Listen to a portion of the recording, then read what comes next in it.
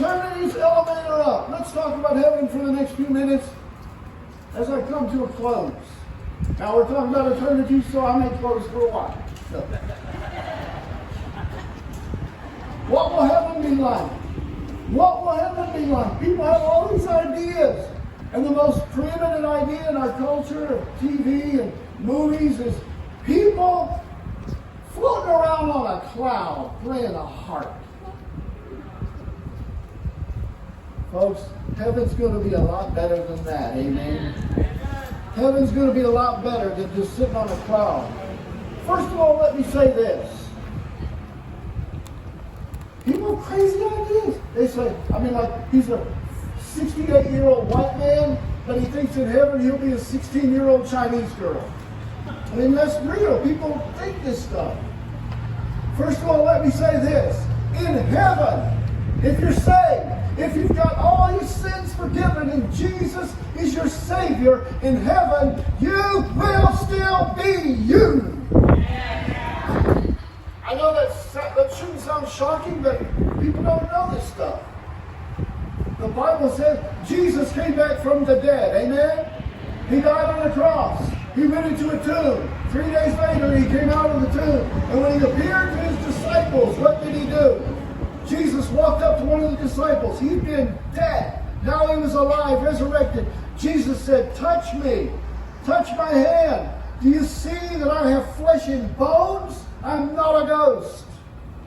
He said, it is I myself. And he had flesh and bones. He wasn't a disembodied, ghostly spirit. He had flesh and bones. In eternity, you will be you, and you will have flesh and bones. You will be very much alive. Amen. Heaven is a physical place, because the Bible says that the same body that Jesus had after the resurrection is the way he's going to pattern us and transform us. Amen. So get out of your mind. If I can't say anything else tonight, I want you to grasp this. Maybe I'm sure many of you know it, but some people don't. Heaven is not a concept. Heaven is not a word picture.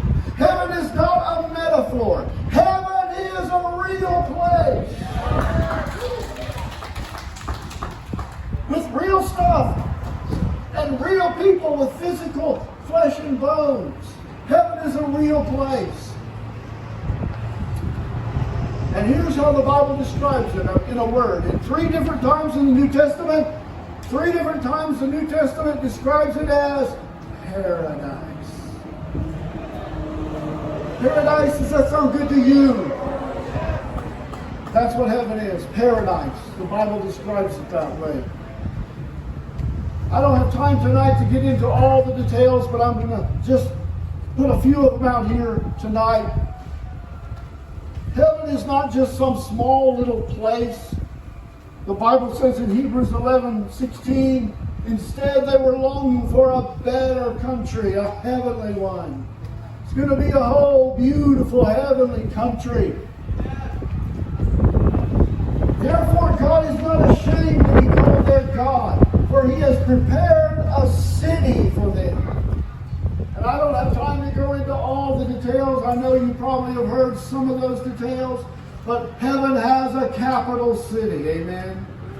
That city is the most spectacular, brilliant, glorious thing you will ever cast your eyes on until you see Jesus.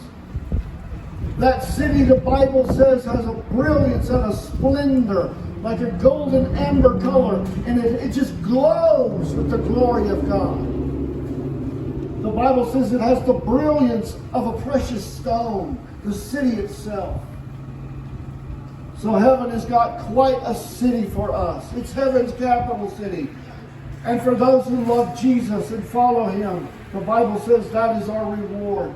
The Bible says in Hebrews 11:10, talking about Abraham, for he was looking forward to the city whose foundations and architect and builder is God. We are not going to a metaphor.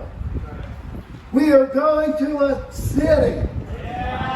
A glorious, beautiful city of brilliant glory.